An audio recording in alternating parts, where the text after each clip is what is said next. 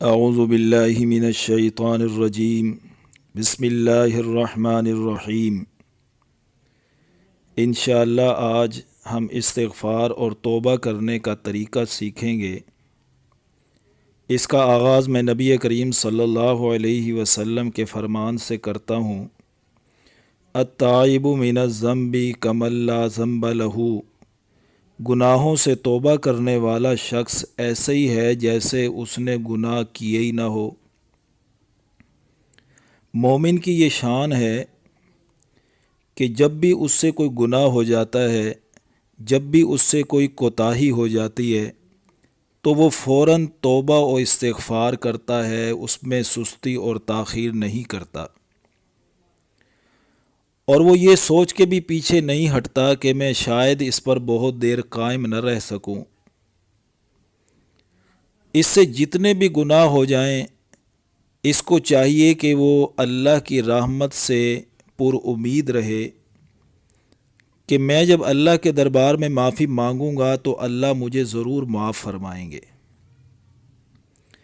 مغفرت طلب کرنا، اللہ کے دربار میں توبہ کرنا، استغفار کرنا، یہ ہر بندے پر واجب ہے، کیونکہ اللہ نے قرآن مقدس میں فرمایا توبو الی اللہ جمیعا، تم سب کے سب اللہ کے دربار میں توبہ کرو۔ دو لفظ آپ سنتے ہیں، استغفار اور توبہ۔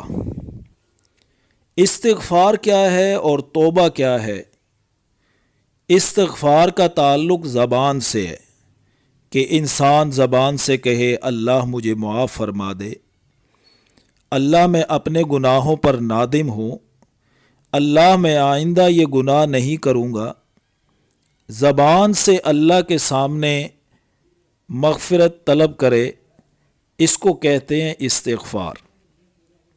اور توبہ کا تعلق ہے دل سے، کہ اندر ہی اندر گناہوں پر ندامت ہو، اندر ہی اندر گناہوں پر شرمندگی ہو، خدا کی طرف وہ رجوع کر رہا ہو، آئندہ گناہ میں ملوث نہ ہونے کا اندر ہی اندر عہد کر رہا ہو، تو اس کو کہتے ہیں توبہ۔ توبہ کا معنی ہی رجوع کرنا ہے، گناہوں سے اطاعت کی طرف رجوع کر رہا ہے، غفلت سے یاد کی طرف رجوع کر رہا ہے، اللہ کو بھول چکا تھا اب یاد رکھ رہا ہے، تو رجوع ہی توبہ کا معنی ہے۔ اب دیکھیے کہ انسان اگر مصمم ارادہ کرے تو کیسے سمجھے کہ یہ میں نے مصمم ارادہ کر لیا ہے، اس کو کون کون سے سٹیپ اٹھانے ہوں گے۔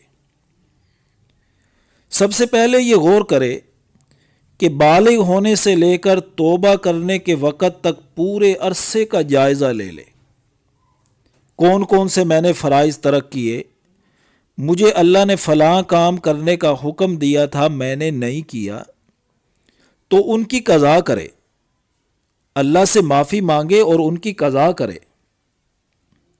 اگر حرام چیزوں کا ارتکاب کیا، شراب پی، زنا کیا، سود کھایا، تو اس کا دل میں استحضار کرے، اس کو ذہن میں حاضر کر کے میں فلاں فلاں کوتاہیاں کرتا رہا، فلاں حرام کا ارتکاب کرتا رہا، اللہ وہ سب مجھے معاف کر دیجئے۔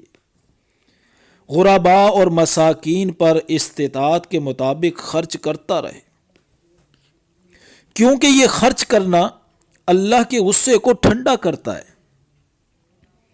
پھر اس کے بعد اللہ کی رحمت اور اس کے فضل پر پورا یقین رکھے، اللہ مجھے معاف فرما دیں گے، وہ بڑے رحم اور فضل والے ہیں، میں اس کے دربار میں توبہ کر رہا ہوں تو وہ ضرور مجھے معاف کریں گے۔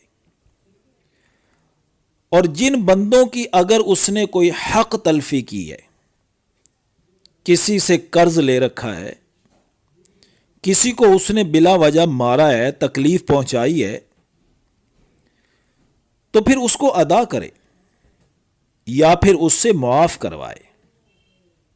جب وہ یہ سٹیپ اٹھائے گا تو گویا وہ صحیح پورا ارادہ رکھتا ہے اللہ کے دربار میں رجوع کرنے کا۔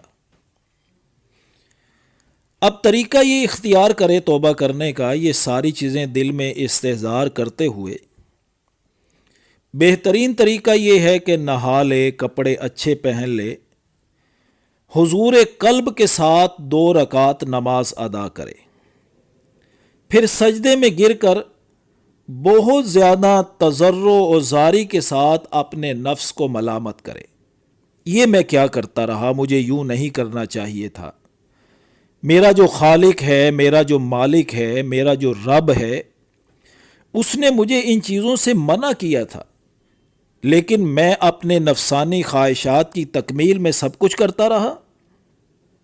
تو پوری تضرع اور زاری کے ساتھ اپنے نفس کو ملامت کرے، پھر گزشتہ گناہوں کو یاد کر کر کے عذاب الہی کے خوف سے اپنے قلب کو لرزاں کرے، اس کے رونگٹے کھڑے ہو جائیں، پھر شرمندگی اور ندامت کے پورے احساس کے ساتھ توبہ استغفار کرے۔ یوں جب اللہ کے دربار میں توبہ کرے گا تو نبی کریم صلی اللہ علیہ وسلم کا فرمان جو میں نے شروع میں ذکر کیا اس کو پھر یاد کر لیجئے، التائب من الذنب کمن لا ذنب لہ، گناہوں سے توبہ کرنے والا شخص ایسے ہی ہے جیسے اس نے گناہ نہیں کیا۔ اللہ ہمیں عمل کی توفیق نصیب فرمائے۔ آخر الدعوانا ان الحمد للہ رب العالمین۔